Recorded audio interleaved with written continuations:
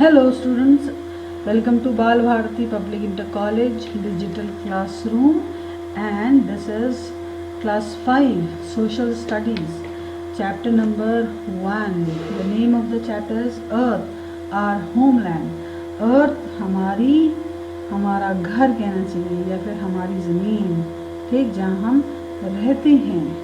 तो आ जाइए इसको पढ़ के देखते हैं कि इसमें क्या लिखा हुआ है।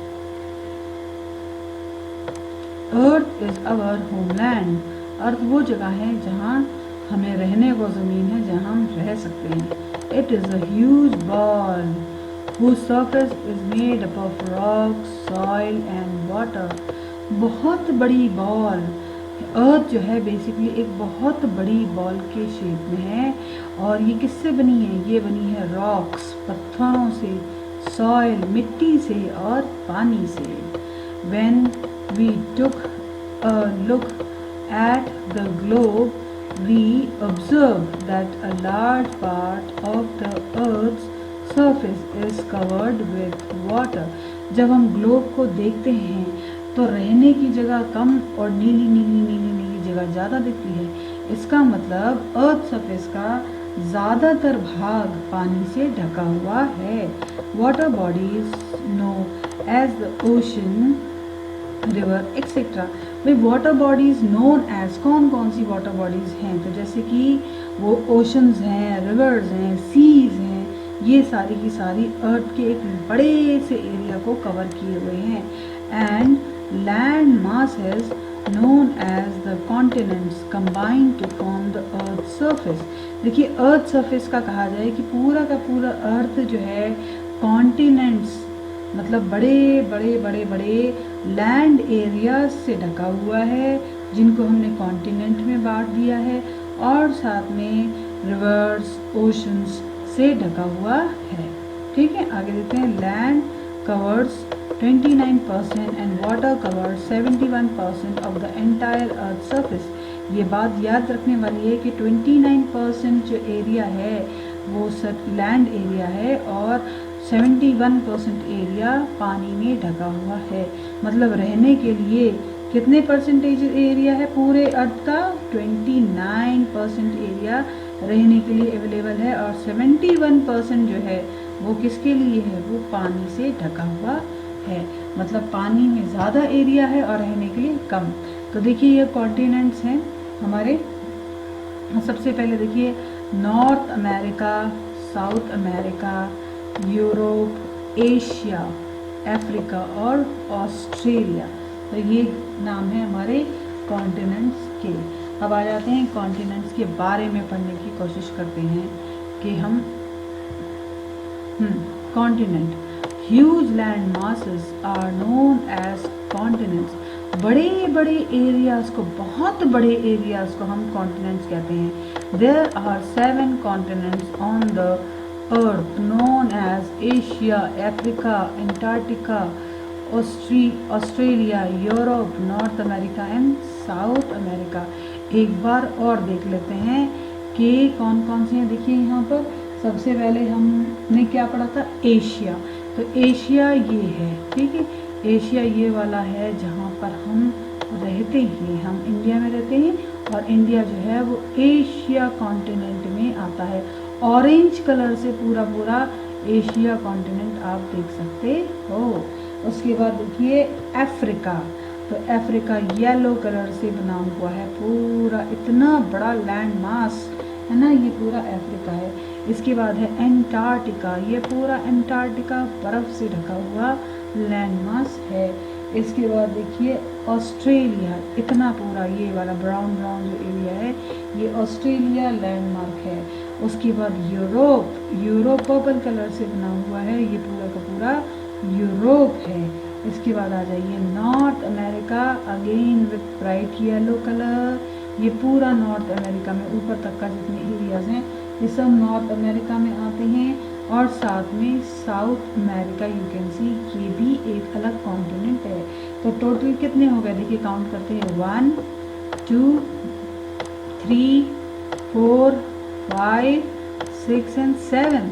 तो बेसिकली कॉन्टिनेंट कितने हैं? तो 7 हैं। अगर आपसे कोई पूछे कि how many continents are there on earth, तो यू हैव टू से 7। ठीक है, आगे देख लेते हैं। चलिए हम आगे ही पढ़ रहे थे। एक minute. These continents are separated by water bodies known as oceans। ठीक, आप ये देखेंगे कि नॉर्थ अमेरिका के कॉन्टिनेंट और साउथ अमेरिका के कॉन्टिनेंट के बीच में नीला नीला पोर्शन दिख रहा है आपको, है ना? ये क्या है? ये बेसिकली ओशन है। इसी तरीके से ये जो नीला पोर्शन है ये क्या है? ये पूरा क्या है? सी, ओशन है। यहाँ पर एशिया कॉन्टिनेंट और ऑस्ट्रेलिया कॉन्टिनेंट के बीच में जो नीला भाग है वो है इंडियन ओशन। इस तरीके से यहाँ पर भी आप यूरोप और अफ्रीका के बीच में देखें, नीला पोर्शन क्या है? सी है। इस तरीके से ये कहा जा सकता है कि एक कॉन्टिनेंट का दूसरे कॉन्टिनेंट के बीच में जो गैप है वो बेसिकली किसने भर रखा है? वो बेसिकली भर रखा है किसने? पूरा का पूरे सीज ने, बहुत जो बड़े बड़े समुद्र हैं उन्होंने भर रखे हैं। तो चलिए लगी हाथ हम समुद्र ओशन भी देख लेते हैं इसमें कि हम कौन कौन से समुद्र हैं जिनके बारे में आगे पढ़ेंगे। देखिए यहाँ पर है अटलांटिक ओशन, पूरा ऊपर से नीचे तक इस पूरी बेल्ट में अटलांटिक ओशन ही होता है। ठीक, उसके बाद देखिए यहाँ पर ये है पैसिफिक ओशन, प्रशांत महासागर कहते हैं इसको। ठीक, ये कौन सा है? ये है पूरा पैसिफिक ओशन। इसके बाद थर्ड है इंडियन ओशन। कौन सा ओशन है ये? इंडियन। और फिर से आ गया आपका पैसिफिक। कुल मिला के देखिए हमने 3 नाम बड़े बड़े सुन लिए, Pacific ocean, Atlantic Ocean and Indian ocean. ठीक है, तो हम ओशन के बारे में जान चुके हैं। इसके बाद आगे देख लेते हैं। These continents are separated by water bodies known as oceans, अभी हमने देखा था ना। उसके बाद देखिए Asia is the largest continent which cover 1/3 of the land area of earth. देखिए एशिया जो है वो लार्जेस्ट है। ये देखो ये ऑरेंज कलर का जो है कॉन्टिनेंट, ये पूरे जितने भी कॉन्टिनेंट्स हैं उनसे बड़ा है। तो Asia is the largest continent which covers 1/3 of the land area of अर्थ, मतलब पूरी अर्थ का 1/3 1/3 हिस्सा कहाँ पर है? एशिया कॉन्टिनेंट में है। ठीक है, Asia is also the most populated populace, मतलब यहाँ पर सबसे ज़्यादा लोग रहते हैं। ठीक, उसके बाद देख लीजिए नेक्स्ट पेज जहाँ पढ़ रहे थे वहाँ चलते हैं। कि some of the highest mountain peaks of the world belong to this continent। जो सबसे ऊंची पहाड़ियाँ हैं वो इसी कॉन्टिनेंट में हैं। Mount Everest the highest peak in the world is here. Mount Everest जो हाईएस्ट पीक है वो कहाँ पर है? वो यहीं पर ही है। ठीक है, कहाँ? एशिया कॉन्टिनेंट में है। The continent of Europe lies next to Asia. Asia के बगल में अगर कोई कॉन्टिनेंट है तो उसका नाम है क्या? यूरोप। ठीक है, all together they often called as Eurasia. अगर एशिया और यूरोप दोनों को मिला के कहना हो तो लोग इन्हें क्या कहते हैं? इन्हें कहते हैं यूरेशिया। का क्या कहा जाता है? देखिए आप यहाँ देख सकते हैं कि एशिया महाद्वीप, ये है एशिया, है ना? एशिया के बगल में ही कौन सा कॉन्टिनेंट है बताइए? देखिए ये एशिया है और ये क्या है? यूरोप। तो एशिया और यूरोप बिल्कुल एक दूसरे से सटे हुए हैं, दोनों नेबरिंग हैं। अगर यूरोप और एशिया को कंबाइंड बोलना है तो हम बोलते हैं ज़्यादातर इसको यूरेशिया। क्या बोलते हैं? यूरेशिया। चलिए now together they are called Eurasia हो चुका है। इसके बाद हमें आगे पढ़ना है। देखिए the second largest continent is Africa in the world. Second largest continent कौन सा है? अफ्रीका। चलिए तो हम फिर से उसी मैप पे आ जाते हैं। देखिए अफ्रीका जो है ये वाला भाग येलो वाला, ये कैसा है? ये सेकेंड लार्जेस्ट कॉन्टिनेंट है। दूसरे नंबर पे, पहले नंबर पे एशिया है और दूसरे नंबर पे कौन है? Africa. It is surrounded by water bodies on all sides. आप देख सकते हो कि हर तरफ इसके पानी ही पानी है, सब तरफ से ये पानी से घिरा हुआ है ना? उसके बाद देखिए कि some of its prominent features are Sahara desert. Africa में सहारा डेजर्ट बहुत ही फेमस डेजर्ट है, वर्ल्ड्स लार्जेस्ट डेजर्ट, जो कि वर्ल्ड का लार्जेस्ट डेजर्ट है। And the Nile river world's longest river, यहाँ पर नील रिवर भी है जो कि लॉन्गेस्ट है। आप देखोगे कि बहुत लंबी है नील रिवर, बहुत लंबी, ठीक। And the Victoria Falls the world's largest waterfall, waterfall का मतलब झरना, जो पूरे वर्ल्ड का सबसे बड़ा वाटरफॉल भी अफ्रीका में ही है। Mount Kilimanjaro is the continents highest peak, हमारी एशिया की हाईएस्ट पीक का नाम है माउंट एवरेस्ट, और अफ्रीका की जो हाईएस्ट पीक है उसका नाम है माउंट किलिमंजारो। ओके, तो इन दोनों एशिया और अफ्रीका के बारे में हमने पढ़ा और बहुत सारी जानकारी हमको मिल चुकी है। अब हम पढ़ रहे हैं नॉर्थ अमेरिका के बारे में, ठीक। किसके बारे में पढ़ने वाले हैं? अब हम कॉन्टिनेंट के बारे में पढ़ रहे हैं जिसका नाम है नॉर्थ अमेरिका। तो चलिए नॉर्थ अमेरिका चलते हैं। चलिए, ओ नॉर्थ अमेरिका के बारे में हमें जानना है। तो नॉर्थ अमेरिका जो है साउथ अमेरिका के ऊपर है।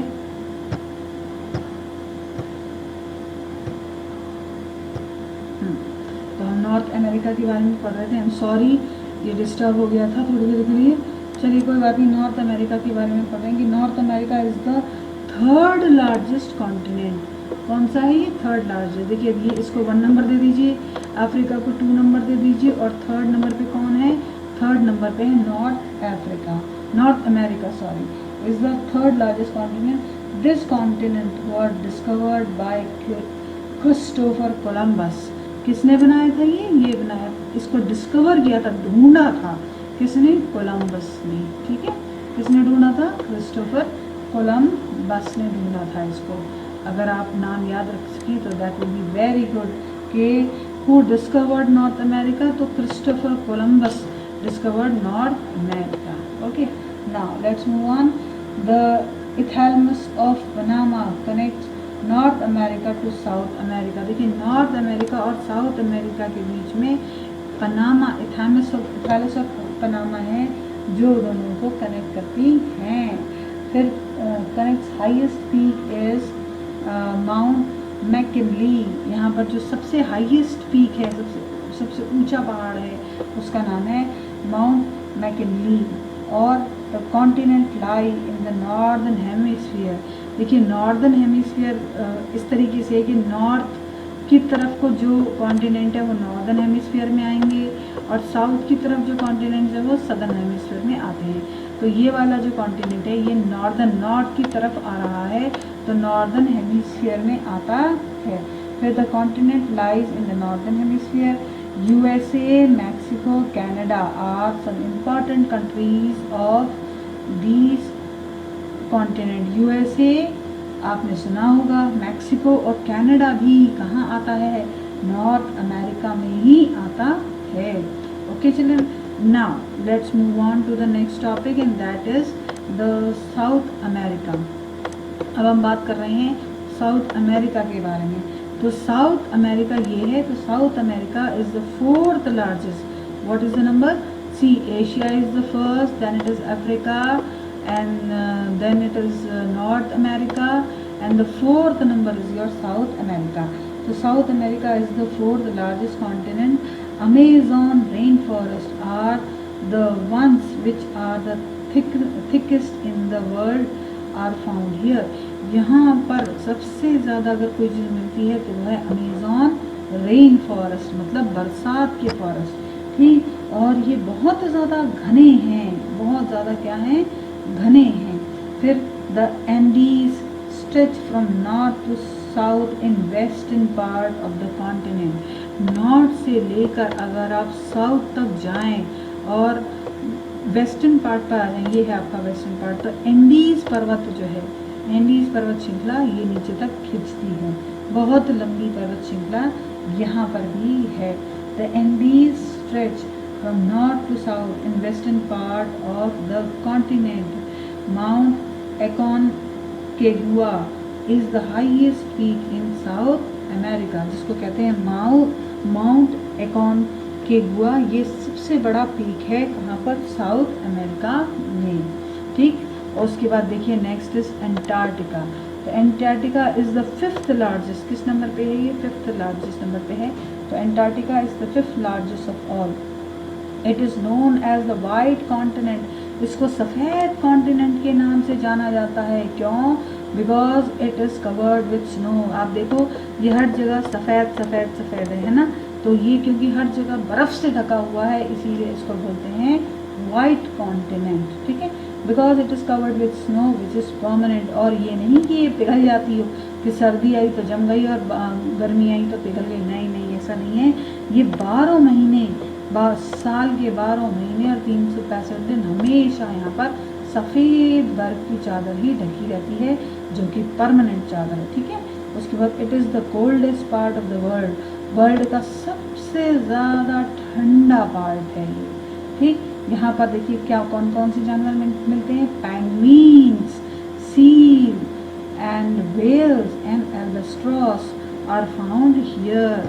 यहाँ पर मिलती है पेंगुइन, सील और क्या मिलता है, एल्बाट्रॉस यहाँ पर मिलते हैं। देखिए यहाँ पर जो लिखा हुआ है वो ये है कि the penguin, seal, whale and albatross are found here. ये जो पिक्चर बनी है ये किसकी है, ये पेंगुइन की। और ये देखिए सफ़ेद, बिल्कुल सफ़ेद हर जगह से दिखने वाला ये है एंटार्क्टिका, जो कि कौन सी नंबर का है, 5th लार्जेस्ट है कॉन्टिनेंट पूरे वर्ल्ड में, ठीक है। इसके बाद हम बात कर रहे हैं यूरोप की। तो Europe is the 6th largest continent, Europe 6ठे नंबर पर आता है। This continent is often referred to as the peninsula, इसको हम पेनिसुला भी कहते हैं। तो 6 नंबर पर आता है यूरोप, और यूरोप को हम पेनिसुला भी कहते हैं। क्यों कहते हैं, देखिए, because it is surrounded by water on 3 sides, 3 तरफ से, मतलब अगर ये देखा जाए इस तरीके से, तीनों तरफ से इसमें क्या जा रहा है, पानी जाता है, और एक तरफ से ये इंडिया एशिया से अटैच है। तो क्योंकि 3 तरफ से ये वाटर से कनेक्टेड है, 3 तरफ से ये वाटर से, किसको कहते हैं पेनिसुला, फिर से समझ लो कि ये है एरिया और 3 तरफ से ये वाटर से कनेक्टेड है, मतलब तीनों तरफ से। यहाँ पर मैं ठीक से ड्रॉ कर देती हूँ तो आपको और अच्छी तरह समझ में आएगा कि अगर कोई भी एरिया, मान लीजिए ये एरिया है, अगर वो 3 तरफ से पानी से कवर्ड है, मतलब तीनों तरफ उसके पानी है, तो उसको हम बोलते हैं पेनिसुला, ठीक है। और एशिया, यूरोप में ये 3 जगह तो पानी से ही कनेक्ट है, और चौथी जगह जो है यहाँ पर एशिया से कनेक्टेड है, ठीक है। आगे देखते हैं तो कौन कौन से यहाँ पर ओशन से देख लीजिए। इसमें आते हैं आर्कटिक ओशन इन नॉर्थ, मतलब ऊपर की तरफ आर्कटिक ओशन है, and Atlantic Ocean on the west, और वेस्ट की साइड में इस तरफ को क्या है, अटलांटिक है, and Mediterranean Sea on the south, और मेडिटेरियन सी कौन सी जगह पे है, साउथ में। तो चलिए फिर से एक बार ग्लोब पर चलते हैं, वहाँ पर हम और अच्छी तरीके से समझ सकते हैं। हम बात कर रहे हैं यूरोप की, ठीक। तो यूरोप में देखिए कि कौन सी जगह है, ये 6th लार्जेस्ट कॉन्टिनेंट में आता है। सबसे पहली बात तो यही है, इसको पेनिसुलर कहते हैं क्योंकि आप देखो 1 side you can see, 2 side and 3 side, all the 3 sides they are being covered by water. और कौन कौन से सीज से कनेक्ट है, ये कनेक्ट है आर्कटिक ओशन, यहाँ ऊपर होगा आर्कटिक ओशन, ठीक। तो आर्कटिक ओशन है नॉर्थ, फिर अटलांटिक ओशन, एंड साथ में मेडिटेरियन सी, इधर है मेडिटेरियन सी। तो आप देख सकते हैं कि सब तरफ से, 3 तरफ से ये पानी से ढका हुआ है, इसीलिए इसको पेनिसुलर कहते हैं। और पानी कौन कौन से हैं, वो भी जो सीज हैं, सी के नाम कौन कौन से थे, तो 3 तरह के सी हैं। सबसे पहला है आर्कटिक ओशन, उसके बाद है आपका Atlantic Ocean, and third is the Mediterranean sea, ठीक है। तो ये यहाँ तक आपको मुझे लगता है समझ में आ गया होगा। Now let's talk about Australia. Australia is the smallest continent which is also a country. Australia जो है वो छोटा है, स्मॉलेस्ट कॉन्टिनेंट है, और जो एक कंट्री भी है, ठीक है। उसके बाद देख लेते हैं कि it is an island as it is surrounded by water on all side. Basically Australia एक सबसे पहली बात तो ये कि सबसे छोटा कॉन्टिनेंट है, दूसरा ये कंट्री भी है, और तीसरा ये एक आइसलैंड है। तो आइसलैंड किसको कहते हैं? देखिए, आइसलैंड वो जगह होती है जो पानी के बीचों बीच होती है, या ये कहिए कि जिसके सब तरफ पानी है, और यहाँ हर जगह पानी पानी पानी और पानी पानी है, और बीच में ये लैंड मास है। ठीक है, तो आगे देखते हैं। ऑस्ट्रेलिया के बारे में हम पढ़ चुके हैं। उसके बाद देखिए, the great barrier reef is a world famous coral reef located along the northeastern coast. New Zealand, Australia and a number of small islands are collectively known as Oceania. देखिए, ये किस चीज़ के बारे में बात कर रहे हैं ये मैं आपको बता देती हूँ। तो सबसे पहले हम जिसके बारे में बात कर रहे हैं उसका नाम है the great barrier reef. Great barrier reef जो है एक तरीके से नॉर्थ ईस्टर्न कोस्ट में आता है। ऑस्ट्रेलिया का जो नॉर्थ ईस्टर्न कोस्ट है, ये वाला जो एरिया है, इसमें आता है। और यहाँ पर क्या मिलते हैं? ये होता है famous for coral reef location, मतलब यहाँ पर समुद्र के जो जंतु